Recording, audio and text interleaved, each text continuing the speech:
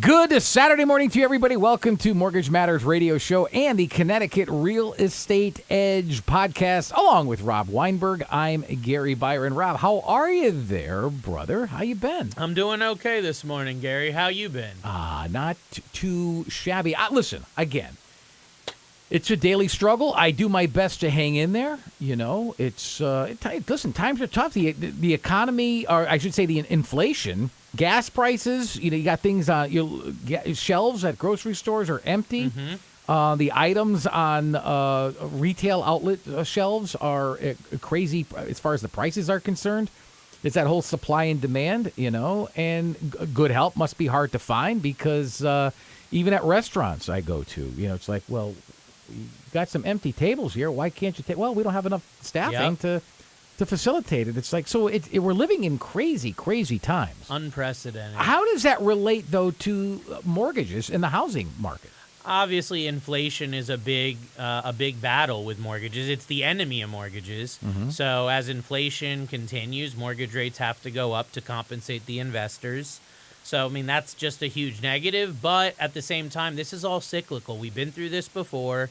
You got to look at history, even the last 30, 40 years, and see what's happened during these times. We will get through it. We will get out of it. Like you said, you got to take it day by day. You do have to stay optimistic because there's so much negativity right now in the news. The stock market's down, for the year, which is rare at this point of the year. Mm-hmm. So people are really dealing with stuff that hasn't been a concern for many years, right? It's something that, like I said, is unprecedented. I think it plays in also with mortgages just as far as planning, because there's certain things that you can't plan for. We don't have control on inflation. We don't have control on, job loss, things like that, right? Like some things just come out of left field, right. Medical emergencies. But when it comes to your finances, there are some things that you do have control over. And what I really wanted to dive into today was creating your mortgage plan and having a mortgage plan and really diving into that, because no matter what the economy is doing, if just like having a financial plan is important, having a mortgage plan is just as much or more important. So let's really dive into how that plays in with all our listeners. All right, well, then that's fine. Well, then why is creating a mortgage plan so important for everyone to do? I think it's important for everyone to do, even if you don't have a mortgage now, even if you don't own a home right now. So having no plan is your plan if you don't have one. And let that sink in for a second, because you don't want to just wing it when it comes to getting a mortgage, because your mortgage is going to be your largest debt that you're probably ever going to have on your largest asset, which is your home. So if you do nothing, you're just going to roll with the punches. That also means you're probably going to make emotional decisions. You're not going to make good decisions. You're not going to have a decision today that's going to be a positive for you 5-10 years from now. And the other question is, where does the mortgage fit into your financial plan? So if you don't own a home today, then let's set up a mortgage plan to get you into a mortgage. And if you have a mortgage now, maybe you have more than one mortgage, then we got to be thinking about what's your next mortgage. Well, how complicated then should a mortgage plan, does it even need to be? A mortgage plan doesn't need to be complicated. And when we talk about anything with like the word finance or mortgage or debt and the word plan, everyone kind of just turns off and is like, oh, another budget thing, another spreadsheet. Right. No. A mortgage plan can be so simple. Literally, it could be one sentence long. But the question is, and this is the question you want to pose to yourself, your mortgage advisor, your financial advisor, what is the next mortgage that I need to do? Think about that. What is the next mortgage? If you don't own a home right now, the next mortgage you need to do is a mortgage to buy a home. We can dive deeper, how much money down, what type of mortgage, and all these other things. But let's keep it simple here. What's the next mortgage you need to do? If you have a house right now and you had a mortgage maybe when you bought it or you refinanced in the last few years, most people just leave it at that, right? Roll with the punches. When the rates go down, I'll look at a refi. If the values go up, I'll look at, a home equity line or refi. No. Step back. Let's look at what could you do? What could that mortgage do to improve your financial situation? Let's think about that. Let's put that plan in place on paper and put the strategy in play so that you can be held accountable to that, so that you don't drift away from that. Much like a financial advisor would help you stay on track with your investment plan. You're putting X amount towards your 401k. You're putting this to your IRA. You're doing this stock investment or bond investment, mutual funds. Take that same approach with the mortgage and think about, where do you want to be 5 years, 10 years from now with your mortgage? What processes, or strategies can we put in place today to get you there? Because just winging it, you're not going to get there. And then you're going to be one of these people that's 60, 70 years old and they're still paying on a 30-year or 20-year mortgage. That sounds ridiculous, and I see it every day. The reason why is because they didn't have the wherewithal to plan ahead. They didn't have somebody to guide them. So rate and term refinancing. Is your rate high on your mortgage? Could we improve your situation by lowering your rate?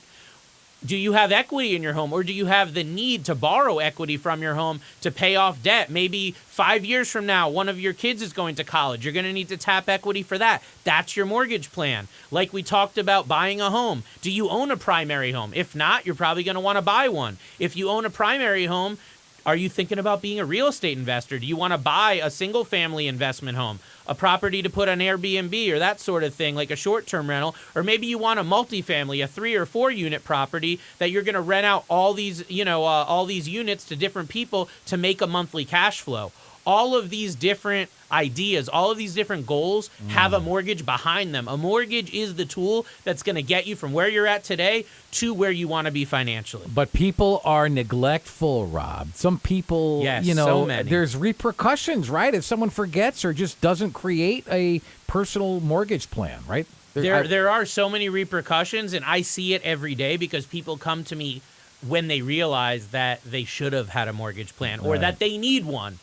Sometimes it's not too late, but sometimes it is. So, let's dive in and dive deep on the repercussions if you don't create a mortgage plan. Number one is you're going to make bad decisions. And if you get lucky and happen to choose the right mortgage, you're going to be making an uninformed decision.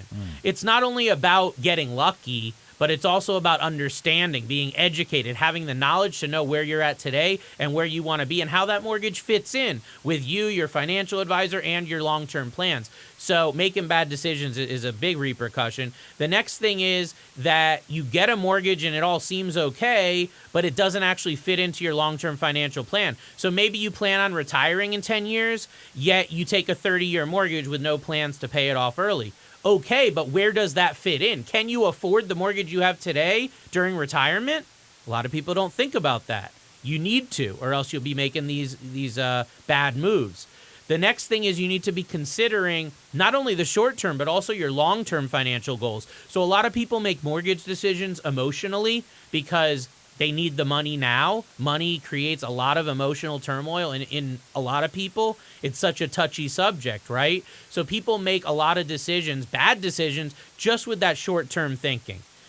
Much like if you're on a diet and you say, oh, I'm just going to eat this one donut, right? But then one day turns into another, and next thing you know, you're eating a donut every day. Well, the same thing occurs with a mortgage. You say, oh, I'm just going to do this loan, and it's just going to be something I need right now today because this, that, or the other. But they don't think about, what about if I have this mortgage 3 years from now, 5 years from now? Where does that put me? How does that play in with my 401k? How does that play in with my retirement? How does that play in with my plans that I want to build wealth through real estate? And if you don't think out several years, because mortgages are normally going to be long-term instruments, even though you may only keep them a couple years on average, a mortgage normally is going to be like that 15-year fix, 20-year fix, 30-year fix. So to be thinking about it only in like the next 6 months or 12 months, I really think that that's short-sighted, and you're going to end up making that bad move, and you're going to end up having to do it twice. So you're going to do a mortgage now for your short-term, but then you're going to end up having to do it again in order to accommodate those long-term goals. Every time you do it, there's costs, there's fees,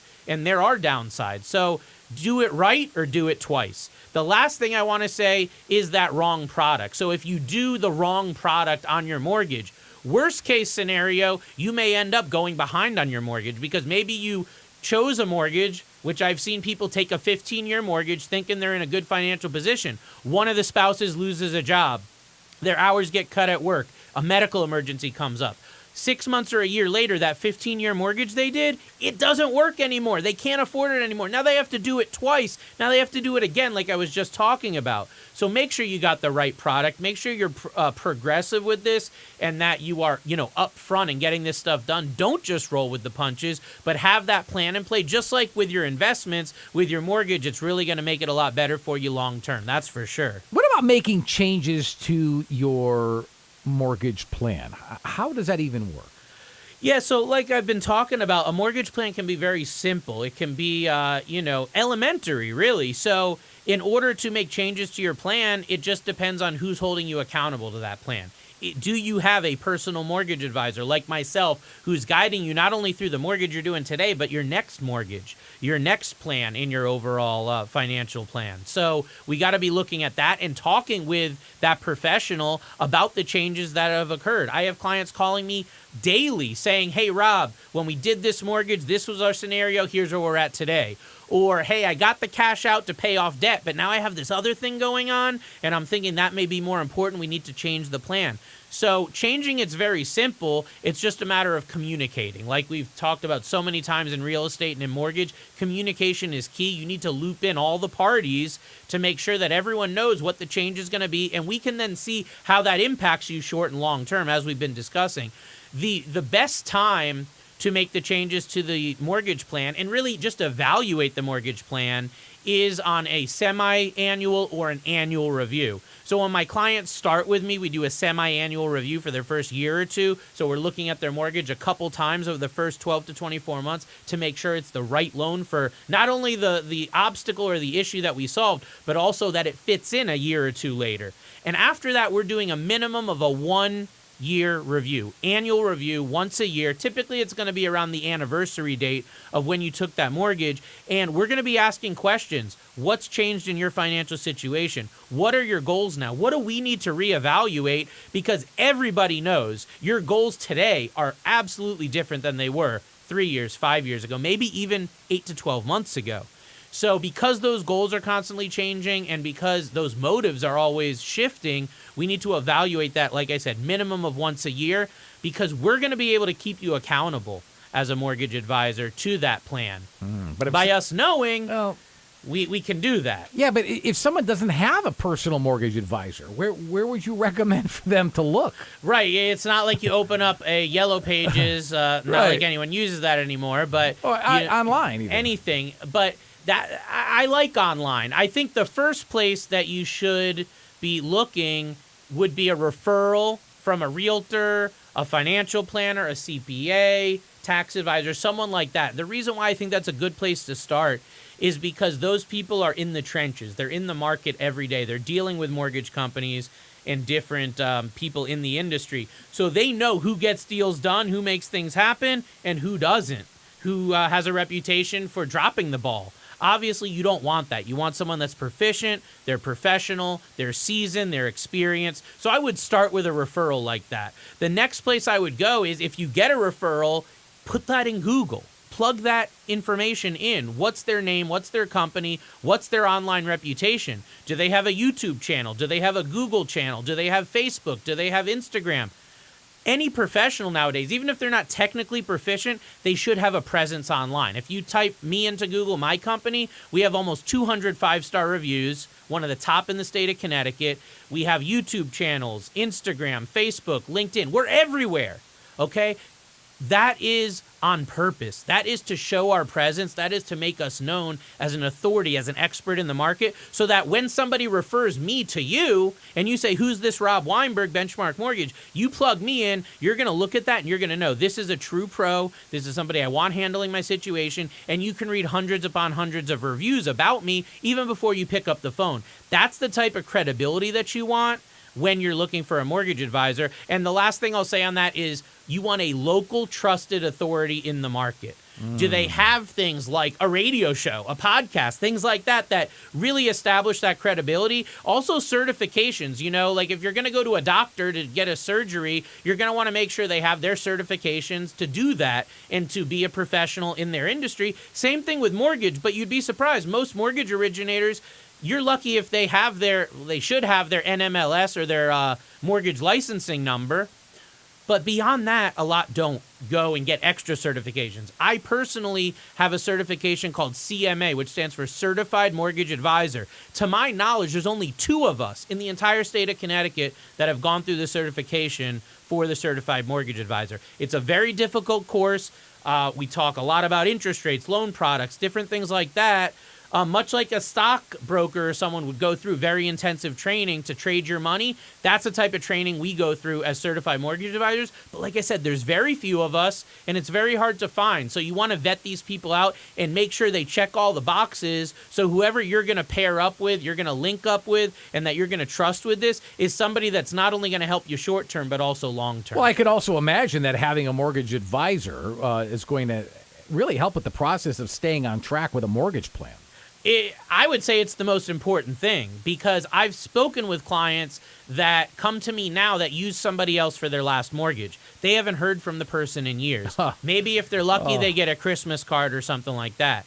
I take a very different approach to my practice, and I think any seasoned mortgage advisor does, which is why we've been doing this so long with the reputation that we have. It's about keeping you accountable to your plan. It's about following up, doing that semi-annual, annual review, quarterly, whatever you have set up to make sure that you are staying on track. And I keep very detailed notes in my contact management system. So when I call you 3 months, 6 months, a year from now, I know what your goals were. We can talk about, hey, you had this 20 grand in credit card debt that you were trying to pay off. Where are you at with that? And we can hold you accountable to those goals.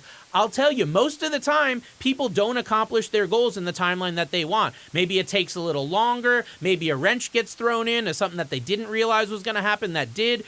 By having a mortgage advisor stay in touch with you on this ongoing basis, it's going to keep you accountable to your plan. But more importantly, as these challenges come up, which guaranteed will happen, we can really help you just correct your course a little bit and get right back on track. Stay on that straight line to get where you want to go. Otherwise, you're going to hit a hurdle and the mortgage plan's going to go out the window. And next thing you know, you're just winging it, which is the exact opposite of what you want to do. So if we see potential future issues, we can help you clear those roadblocks. An example of that would be like upcoming retirement, a job change, maternity leave for a spouse, things like that. If we know that's coming, we can design this mortgage plan around those issues, those hurdles, and we can make sure that you can stay on track and continue on your path without much more than a hiccup. Also, just staying on the cutting edge. Mortgage and finance is constantly changing, especially lately. There's been so much innovation and change over the last 12, 24, 36 months. If you as a consumer, as a homeowner or home buyer, think that you're going to know the new mortgage products, what's going on with rates and what's going on with all these different things that, you know, as good as a pro would that's in the industry every day, you are sadly mistaken. And there are many people out there that think, hey, I watch Bloomberg, I watch CNN, I know what's going on in the world, I know what's going on in the economy. You don't know it intimately like a true professional, a mortgage advisor will actually know that. So we can keep you on the cutting edge with new products, guidelines that may be changing, developments in the mortgage industry that may help or hinder your ability to get your next loan.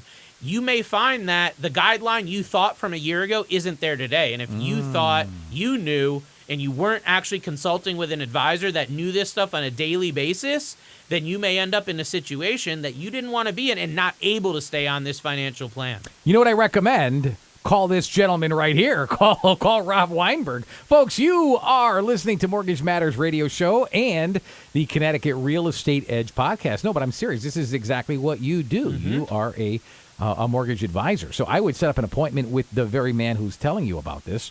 You can do that very easily by calling 860-413-3938. Again, 860-413-3938. Check them out online at ConnecticutMortgageLending.com or email them at mortgagemattersradioshow@gmail.com. Along with Rob Weinberg, I'm Gary Byron.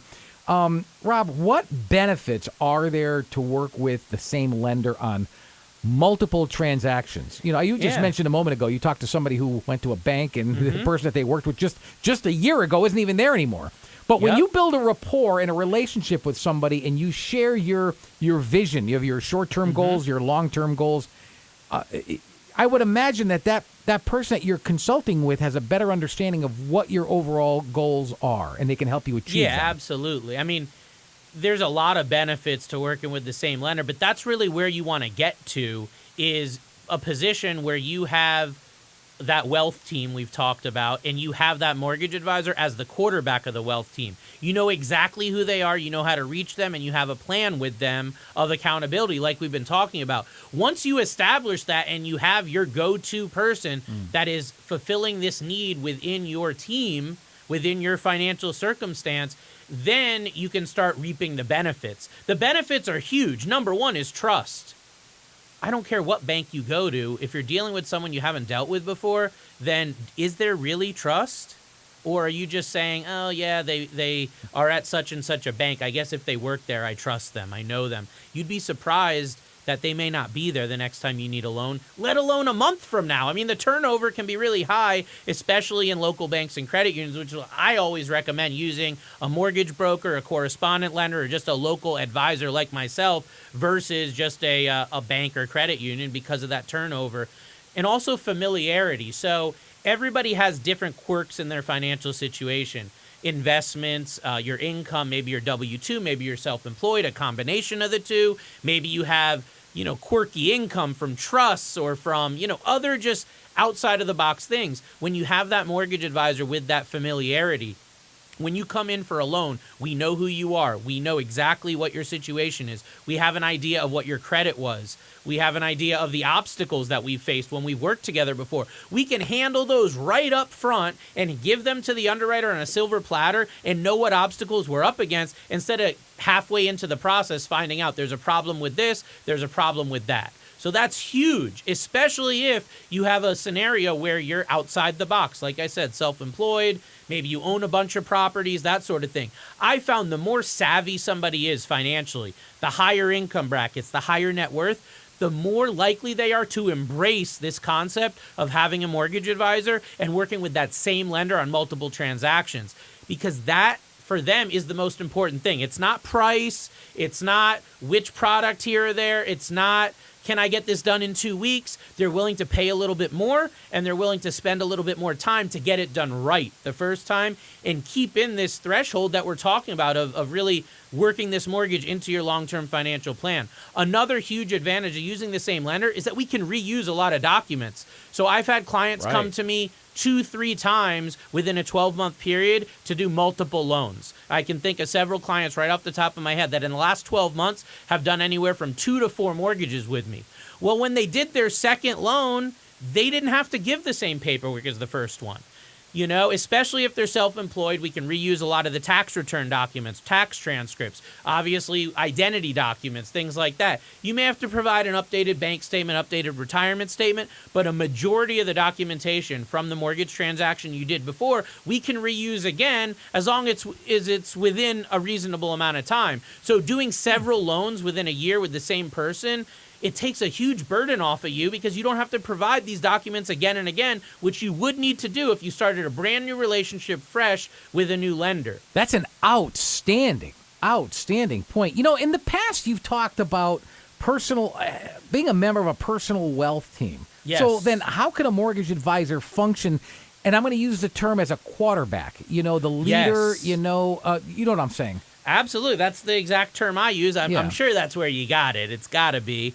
But, look, anybody knows the quarterback is the head of the team, right? Yeah. He's the one that brings that team to victory. The mortgage advisor should be the quarterback of that wealth team. For those that are listening for the first time, though, I want to dive into what the wealth team is because you may be unfamiliar with it. Right. Go back, listen to our previous episode. The entire thing is about the wealth team. But the wealth team definition is a team of people that you have a trusted relationship with that can help you in all aspects of building your wealth.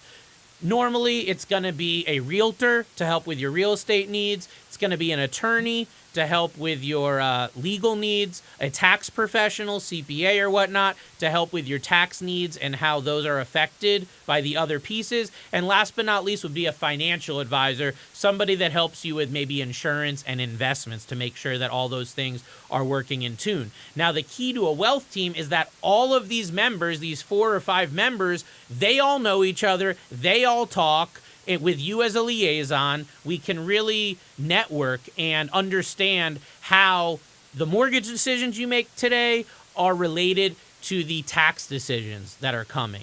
How the real estate decisions that you make today are related to your investment decisions, right? Your financial plan, your retirement. Obviously, an attorney, a legal pro is imperative because this day and age, people get sued left and right. And even if you don't, you got to be protecting yourself. The more money you have, the more wealth you have. You need to have people to help you protect that. So sometimes some of my higher net worth clients have multiple attorneys. They've got an estate planning attorney, they got a real estate attorney, they've got different people that help with that. So these different people on this wealth team need to be in synergy, talking minimum of once a year, normally high net worth, quarterly, at least quarterly. Okay. And when there's a big decision to be made, on demand, as needed. You know, if you're buying a property or considering buying a property, we might need within a 24-hour period to do a bunch of work, a bunch of math, a bunch of discussion about how this is going to play in with other parts of your financial plan, and if it's even worth going forward with from all the different standpoints that we've taken. So I want you to realize that if you're somebody that doesn't have a wealth team right now, maybe you just have a mortgage advisor, maybe you just have a realtor, or maybe you've got like a CPA and a realtor, but you need to fill in these other spots, your mortgage advisor as the quarterback should be able to refer you to others. They should be able to say to you, hey, you need a CPA, here's a great one I've worked with. You need a top-notch commercial realtor, here's somebody I recommend. You need the best tax pro in the area, here's who all these different things. Attorney, here's who you need to be going to. Get a referral from them rather than winging it and trying to build it from the ground up. And if somebody on your wealth team right now is not working out for you, they're not responsive, they're not communicative, they're not on board with your short and long-term plans, get them off your team. They're fired. You don't need them anymore. Find somebody to fill in their spot, to get in their place that's going to help you get where you're going to go and where you want to go and really get in play with all this. Yeah, we talked about that in past episodes, like you've mentioned. We could actually do another show and maybe we will. Yeah, we should. We maybe will. even bring maybe a financial advisor or a tax or an accountant Sure. or even a real estate attorney in. We could actually do a whole show with people in studio that could be part of a person's personal wealth team. Mm-hmm. Folks, if you'd like to get in touch with Rob Weinberg, it's very easy, and I can't say I blame you. I'd make an appointment immediately at 860-413-3938. I'll repeat that for you. Write it down. 860-413-3938. I would say start with the website, poke around there. You can go online at www.mortgagemattersradioshow@gmail. Excuse me, I would say, I'm sorry, look, that's actually the email address, www.connecticutmortgagelending.com. Again, connecticutmortgagelending.com. Now, if you'd like to send an email, it's mortgagemattersradioshow@gmail.com. And you know what? If you've got a question and you think it's not too personal and you think maybe others could take advantage of you asking the question that we could all benefit from, don't hesitate. Email us immediately, and we'll get it read on these very airwaves. Hey, maybe as soon as next week. I'll give it to you again, mortgagemattersradioshow@gmail.com. For Rob Weinberg, I'm Gary Byron. Thank you so much for listening to Mortgage Matters Radio Show and the Connecticut Real Estate Edge podcast. Until next Saturday, have a good one, everybody. So long.